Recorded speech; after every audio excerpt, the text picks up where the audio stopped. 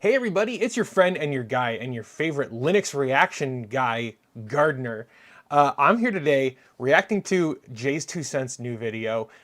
Gaming on Linux hasn't been great so far, and that doesn't fill me with confidence. So let's just get into this. I reacted to his previous one, if you want to check that out up here, and I really have enjoyed his outsider perspective because he is definitely not a Linux user. He'll be the first to tell you that. But he installed Bazzite in his previous video, and in this one, it looks like he's going over his experience with Linux. So let's just get into it. Okay, so if you haven't already seen it, we did a video where we installed Bazzite. Bazzite is it's an immutable version of Linux, which means you can't go in and change any of the configurations or any of the kernel files or any of that. It's basically a one-click type of install. So I guess, first of all, he's not really wrong about that. Like that an immutable distro means that like the core operating system files are unchangeable. But there are lots of ways that an immutable distro can be changed. He's not wrong, but he's also like, that's kind of an oversimplification. And like I said at the top, like he's not a Linux expert in this space. So, I'm not going to hold getting that wrong against him for sure. And we're on Bazzite 42 right now. When we installed Bazzite, it was 41, but we updated to 42, which is another positive thing about Bazzite is we're seeing new builds all the time. So I want to make that very clear. If I do happen to say Linux, I'm not doing an all-encompassing ideology. We're talking about Bazzite specifically. So I may slip. That's good because like I've heard so many like content creators who aren't like in the Linux world just kind of be like, this is my experience with Pop OS, and therefore that's the entire Linux experience. And I think it's good that Jay is calling that out here. This is his experience with Bazzite. So I really like that. But there's a lot of pros to it. One, it's free. It's a quick and easy way to give the middle finger to the establishment of like Microsoft and other OSs that are just all for spy and profit these days. Yeah, it is. It's very, very compatible with, like, obviously Steam works on it just fine. We showed in that particular video, just about everything works. In fact, I had gotten some feedback when we showed in our original Bazzite install video that my really old game, my old title from like the early 2000s, called The Movies, which is basically The Sims, kind of like a rebranded Sims, but the whole idea is you're building a a movie studio and building up your movie studio, wouldn't launch or work. Somebody actually reached out to me and said, hey, the game works. They were, one, surprised anyone else even knew what the game was, let alone the fact that I had it, and two, that I was trying to use it. But what they explained to me was it was actually the video player that wasn't able to play the intro video to the game. So I think that's interesting because when I looked up the movies on ProtonDB, first of all, if a game has been delisted before ProtonDB was created, then the Steam ID will be on ProtonDB, but it won't have like any of the names or metadata of that app. And so if you look it up on ProtonDB, you have to like basically edit the URL and put in the Steam ID for the movies. There were only like 2 reviews of the game, and neither of them actually seemed to work, as far as I remember. But it is cool to see that like there are people who have got the game running. I didn't find any resources about how to do it, but it makes sense that a game from Lionhead was going to have issues running or like playing back video, because I think didn't Fable 1 have that problem, or maybe it was Black and White 1 or something. I don't know. One of the Lionhead games from back in the day had that issue, and there was a lot of games from back then that used like Windows Media like files, and they ended up not being able to play through Proton for any number of weird reasons. Let's talk about some of the other pros here. The FPS hit isn't terrible. When it works, the FPS hit isn't too bad, but you can't really tell it's not running on Windows. And that's the overall positive experience, especially if you've been trying to game on Linux for a long time, especially when it wasn't nearly as supported. The whole idea of being able to tell that it's not on Windows is a very huge pro for gaming on Linux. I would say that is, I think, like one of the biggest things is like a layperson will never be able to tell if they're gaming on Linux or on Windows. With the caveat that if the game works, right? Like if they're trying to play Fortnite, of course that's not going to work, and they'll know the difference because they can't play the game they want to play. But if they're playing a game like Doom: The Dark Ages, it's going to frickin' scream on whatever system you put it on running Linux, and it runs very well. Even though I'm not a huge Doom: The Dark Ages fan, I will say that it really does work very well. I have an NVIDIA card, and I have seen maybe 10% of a hit, and I have an AMD card, and I've seen like 1 to 2% positive in favor of Linux. But honestly, like I am not the kind of guy who is, unless I'm like reviewing a specific piece of like kit, I'm not the kind of guy who's going to be like comparing like head-to-head, like performance between Windows and Linux. I don't care, right? Like if you're just playing a game on your Steam Deck and you're not playing it on your PC, if you're a console gamer and you're coming to Steam Deck, you're not going to know what you're missing. It bothers me when I hear people say all the time, like, oh, I gotta maximize my FPS or whatever. Dude, who cares about that? I don't give a crap about FPS. I want a game that plays well, and it, if it works, then it works, and if it doesn't, then I'm not going to play it, right? I don't care about any of this other stuff. Now, one thing I want to talk about right here is our particular build is using an AMD graphics card. We're using the reference design, like the AMD branded 7900 XTX, because AMD still has the best support when it comes to gaming on Linux. Yes. It's better than it was before for NVIDIA, but it's not as good as it's been for AMD. And I think part of that is just the open sourceness of AMD over the years has just kind of, not influenced, but it's just sort of bled into the open source community. So obviously when you have something like Linux, or any build of Linux, which is pretty much all open source, you kind of get that dual layer, or that duality of open source support there, which means you're going to get overall better experience on AMD. AMD has been consistently pushing Linux support. They have open source drivers, as Jay pointed out.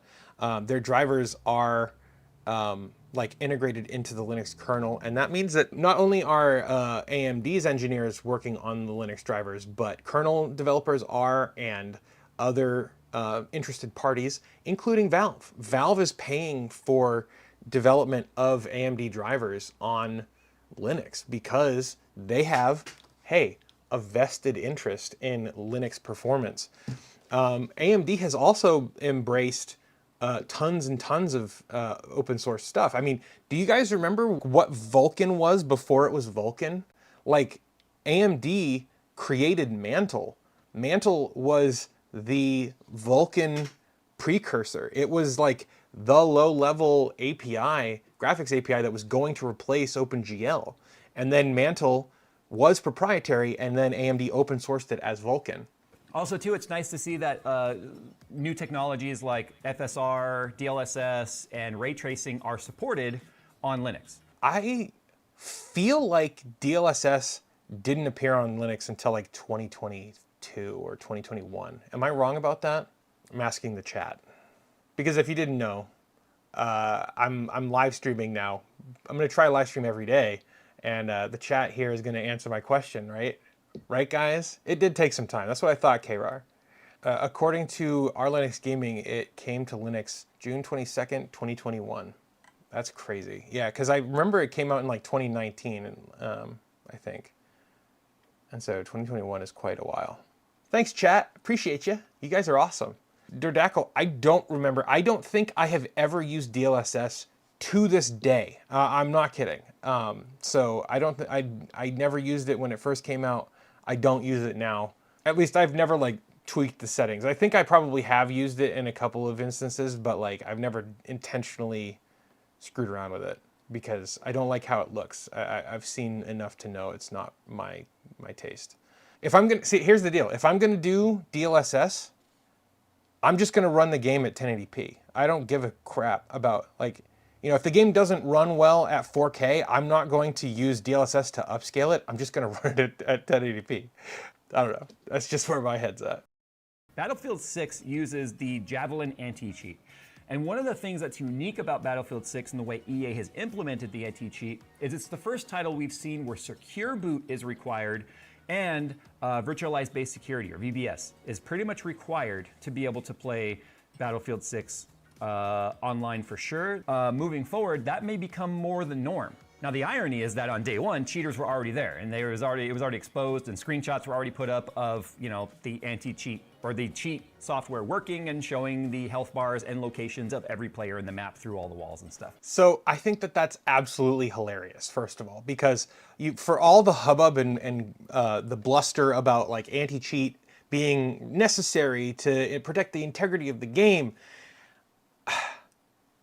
as a web developer, it has been drilled into my mind that you can never, ever, ever, ever, ever trust the client. You can't trust user-submitted data. You cannot trust the client machine. You cannot trust anything. The only thing that you can trust as a developer is the information on the server, the processing on the server. And even then, you still can't trust it, especially if it's data that's being pulled from the database that is potentially user submitted.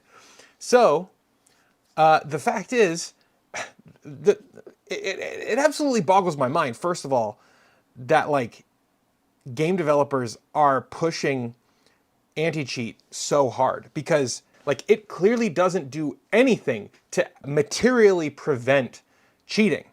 It happened with Battlefield 6 here, just like Jay's saying.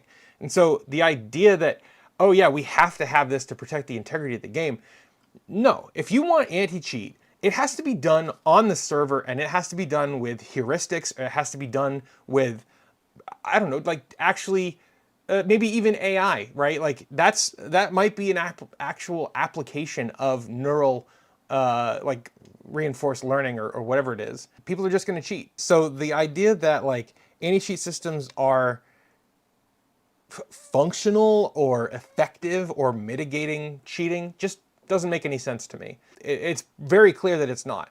For me, I think that there's almost nothing that can be done to prevent cheating. Like, I mean, you're even going to have cheaters on like consoles, right? So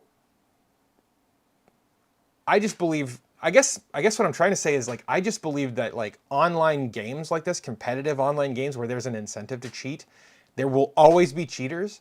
And that's just gonna have to be the reality that you live in. There have always been cheaters in video games. There always will be cheaters in video games. And it doesn't matter if you're on Linux, if your game supports Linux. These game developers are trying to scapegoat Linux and say, oh yeah, the Linux community, they're the ones who are cheating, and it makes it way more easy to cheat if the game has a Linux client. That's a load of horse pucky, I'll tell you. It's a load of horse pucky. My issue with the current rash of anti-cheat is how insanely invasive it is. Sorry, game company, you don't own my system. No, that's the problem. It's like these companies think that they own your computer, that they have a right to basically install rootkits on your machine that monitor everything you do. And I think the CrowdStrike incident from like, was it 2 years ago or so, should be proof positive that having like kernel level access is bad news, especially on Windows, right? Because Windows is just liable to die like that and take down the entire, like a third of the world's public transit infrastructure and whatever. Yeah, I don't know. It's just so ridiculous. I don't know. What kind of world do we live in, guys? So it'll be interesting to see how they fix that in the future. But if it kind of sets the precedent for future titles to use hardware-based security, then you're going to probably find Linux be completely excluded from these future titles moving forward, which is really going to suck because it kind of feels like the year of Linux. Hell, even Wendell at Level 1 Tech reached out and was like, hey, if you want to do some Linux stuff or some server stuff, let me know. I will say that if Jay wants to work with Wendell, I'll tell you right now, Wendell is one of like the coolest guys I've ever met. He's so incredibly smart. And I genuinely adore Wendell. So yeah, it's like I said, not all titles will run. And most titles, almost all titles, can be made to run. It's just you're going to have to do legwork, you have to do research, and you're going to have to probably reach out to community to find out why something isn't working. And I would say the vast majority of games could be run on Linux. I don't think there's many people who are going to dispute that. The ones that aren't going to run are going to be like hyper niche and rely on like some very obscure Microsoft API or something. Or they're going to be like anti-cheat and deliberately excluded from working. Like Jay's saying here, you know, if you encounter an issue, it can be daunting to even know where to start troubleshooting. One thing that I have found is that if you launch Steam with the console flag, or if you launch Steam from like the terminal, it will give you like some helpful stuff to point you in the right direction a lot of the time, which that's come in handy multiple times for me. Also, if you just, you know, if you just say like Steam, the movies, Proton, it'll come up with an answer a lot of the time. Yeah, Dirdackle, that's kind of been my experience too, where it's like you just kind of buy games and launch them and they run. And then there is, on occasion, I do have to change like what version of Proton they're running, but for the most part, yeah. on Linux, you can't just grab a driver and install it. Okay, you gotta back that up. On Bazite and most immutables, you cannot just grab a driver and install it. The driver for your graphics card is baked into the whole ISO. It's baked into the entire structure of the Linux Bazite setup. So I'm sure a lot of people that played the open beta realized right away, like, oh, I gotta update my driver, because the second you launch it, it will tell you you need this driver or newer to be able to even play the beta. That's both for AMD and NVIDIA. If the driver doesn't exist yet in a build, you'll be waiting for that. Yeah, that is one thing that, especially with immutables, where they get like atomic updates and, you know, you can't, like one of the things you really can't do is like manage system packages without making it mutable. That can be a bit of a headache. That can be a bit of a concern, especially when you're looking at new drivers for your GPU. But if you have an immutable system, you don't have to worry about drivers. Like the system is going to come with them installed, and you're not going to have to like futz around with them. I've seen a couple of new Linux users who, you know, make a video about, oh yeah, I went over here and I couldn't figure out how to install the driver. They're like, I went to NVIDIA's website and I downloaded an RPM and it wouldn't install or whatever because I'm on a Debian-based system. And it's like, that's not how we do it, right? But that can be like such a hurdle for people. You're at the behest of the image maintainers to provide latest current driver packages within the current image. Bazite tends to be pretty good at staying current. Can't speak to the others. I think you're right, Zypher. I mean, the fact is there are going to be distros out there that don't have, what do you call it? They're not up to date. They're not like staying on top of the latest GPU drivers and what have you. But that's like one of the benefits of using something like Bazite, because Bazite is much more focused on making sure that they are like current and they take what they do seriously. They're going to be up to date. They're going to stay current with the latest drivers. So I'm sure that's something that has an easy workaround if you're running a more open type of Linux build where you can go in and modify drivers and such on a kernel level. But with an immutable, you can't do that. So that's one of the downsides to the approach we took to gaming on Linux. So I just wanted to...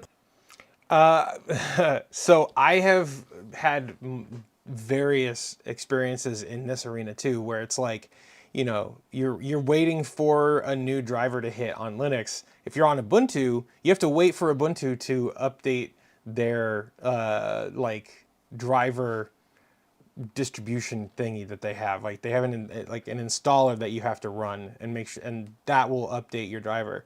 But if you're on other distros, you have to wait for a kernel upgrade, especially if you have an AMD card. I've seen it where like you're waiting like for the next stable version of the kernel to come out, or you know, maybe your distro will backport the driver to the current kernel that's in your system. That is one of the, I will admit, that is one of the big drawbacks of like driver management on Linux. I have never manually installed a driver on Linux, not once. It's just not the way Linux does things. And to Linux's credit, almost universally, I've had no issues. Back, I mean, like 15 years ago, we had driver issues for sure, especially when it came to like Wi-Fi and stuff. You guys remember Broadcom Wi-Fi cards? Holy crap. No, no, no. That was awful. And I had this old laptop. It had like Beats Audio speakers in it, and that was an absolute tragedy. But other than that, like it's been probably 15 years since I've had any significant driver issues at all. FireGL, oh my God, I remember FireGL. AMD's like broken proprietary drivers. Back when NVIDIA was like the gold standard for Linux drivers. Yikes, dude. Yeah, I remember that. Yup. No, thank you. You can see right here, the pink bar is Linux, or specifically Bazzite, and the blue bar is Windows. You can see there is a pretty large discrepancy between the two. So in Port Royal, we got a 17,090 with our 7900 XTX, and then we got a 13,075 in Bazzite with identical hardware. Now, I want Yikes, 23%. I mean, this is a synthetic benchmark, but like still, that is fascinating. I have never seen that kind of discrepancy on Linux. Oh, maybe I have once. I don't remember what game, but I was playing a game and like it was unplayable on Linux. to point out too, not all 3D Mark benchmarks work. Oh yeah, In he's fact, on Phil even NVIDIA. had to do some work around. No, this is on a Radeon 7900 XT and XTX. I find it weird that the two Linux benchmarks are so close to each other, but the two Windows are not. That makes me feel like, I don't know. I'm not sure what that means, but I'm suspicious of this data here. I want to point out real quick here, we tested 1080p and 1440p. We didn't do 4K, but this paints a pretty solid picture of what the performance hit in something like at least Bazzite is when it comes to Windows. But this shouldn't be that surprising when you see these results here, because most titles are designed for Windows. Okay, I've never played Stalker 2. I don't know how that works. Cyberpunk 2077, I've played it, and that actually kind of looks like my my experience with it, like 80 to 68, like, you know, basically 70 to 80 FPS. Like, that's totally fine. I've never played Avatar either, so I don't know how those work. But like, those 1% lows don't seem right. Like the Stalker 1% low, the Frontier of Pandora, I don't know. I don't know. What do you guys think? Michael says he doesn't even show what settings he's using in the games. I mean, as long as the settings match, it shouldn't matter. And I do know that I personally have seen that like ray tracing tends to really tank performance on Linux more than it does on Windows. But I don't test these kind of things that often, and I turn off ray tracing whenever I can, no matter what. So, yeah, who knows? Who knows what the hell's going on here?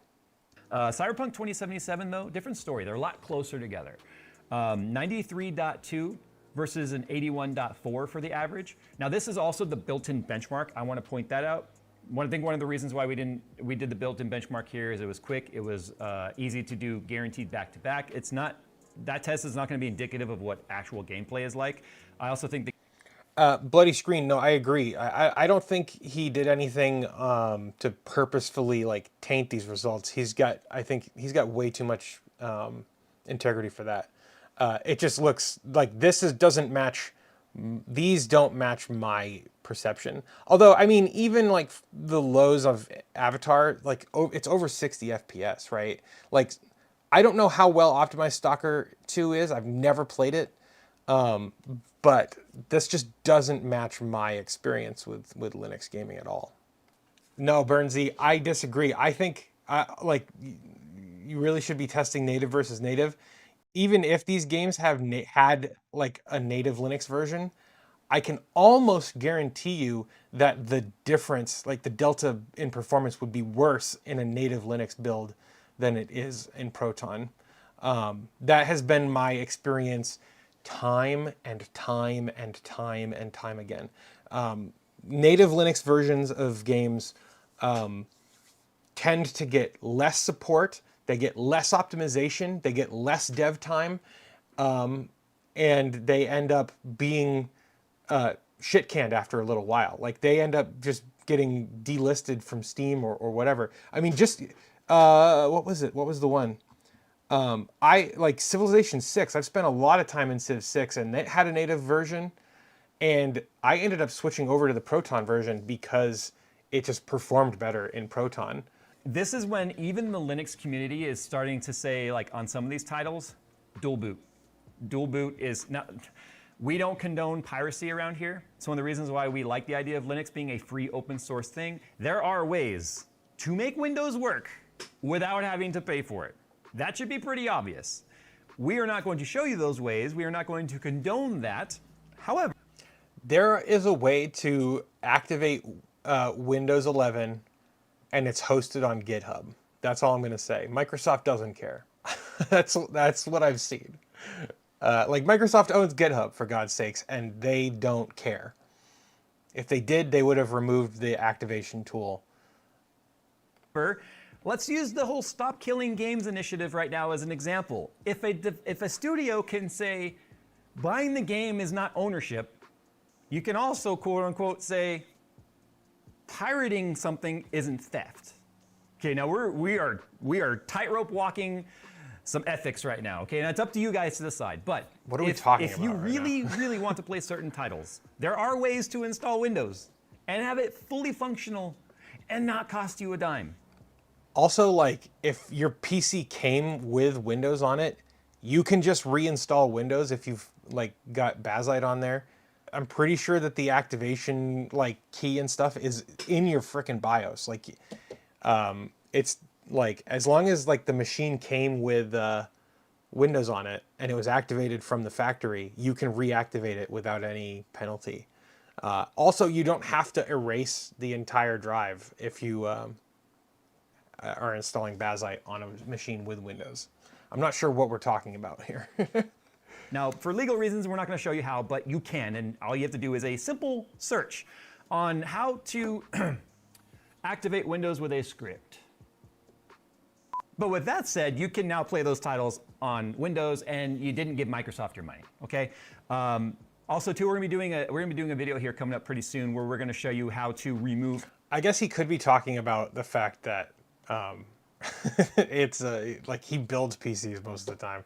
But I'm looking at his laptop and I'm like, you know, if you bought that from any vendor and it came with Windows on it, you already have a copy of Windows, my guy.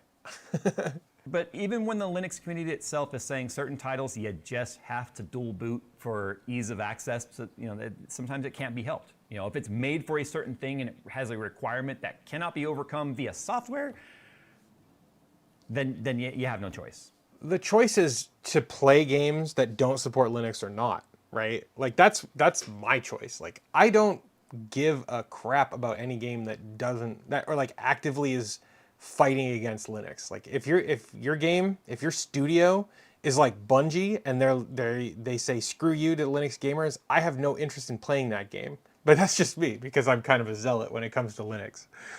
But with that said, everything was going great until this morning. So here's our Linux box. This is our dual boot box actually. I'm gonna go ahead and boot it for you right now so you can see exactly what we're experiencing. The way it's set up right now is it will provide a list of all the OSs that are installed, but the way it's set right now is rather than booting to a specific one by default, it is going to boot to whatever the last OS that was booted to is. In our instance, that's Bazite. This is what we're getting right now. So we're getting generating run and blah, blah, blah, blah, blah. Anyway. Entering emergency mode, exit the shell to continue. Type journalctl to view system logs. You might want to save run init ram fs rdos os report to USB stick or boot after mounting them and attach it to a bug report. Press enter for maintenance or control D to continue. Yeah, I've seen that before. Entering emergency mode, exit the shell to continue.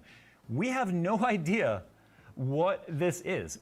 So it's like somehow the build got corrupted and so did the backup. And we're not entirely sure why that is. Dude, okay, that's fair enough. I mean, I really don't like BetterFS. I had it on my server at one point, and it screwed up, and I lost a ton of data. So that's where it becomes difficult for us to say, yeah, you should definitely just switch to Linux and screw any other or nuke any other OSs you may have. Like, I would be honest, I would probably consider having a dual boot system with a cracked Windows or a script activated Windows.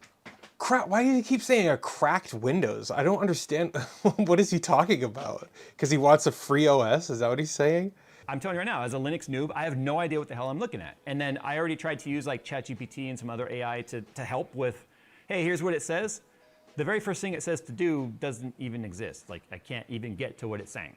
So I feel like he hasn't scrolled down far enough into the journal CTL to like see the actual problem, because some of those are just like UDEV rules. I see kind of those kind of like missing UDEV rules or whatever in my distros all the time, like on my laptop, on my desktop. So I don't think that those like UDEV rules are missing or the problem anyway. I think there's a deeper problem some like later in the log. So that's JayzTwoCents video. I don't know what the issue is here with his machine. If you do, let me know down in the comments. Four Eyes Leo says this video made me run Cyberpunk on Windows and Fedora and benchmark it myself. Got 7% difference in average FPS and 3% in lows. That's, yeah, I mean, that's kind of my experience. Like, generally speaking, Linux, if Linux is behind Windows in terms of benchmarks, it's like less than 10% worse. And it's often like 2 to 7% faster in a lot of games. Well, that's Jay's video. I wasn't expecting him to do another Linux video so soon, but it is nice to see. It's also nice to see other people's perspectives and their experiences using Linux. And so I wish him well. I don't know what's wrong with his machine, but hopefully he can get that figured out. Maybe if him and Wendell put their heads together, they can figure out what happened. I'd be willing to offer. I'm willing to offer my help in any way that I can as well. So Jay, if you're seeing this, you can reach out to me. I'm on Discord, I'm on Blue Sky and Mastodon. You can find me any of those places if you need help. But I think Wendell's probably more qualified to figure that out than I am. With that being said, I want to thank my patrons, my YouTube members, and the folks over on the blog who donate financially every month to this channel. It makes what I do here a reality. If you want to get your name listed over here, you can use the links below to do that. And with that said, I'll see you guys in the next one.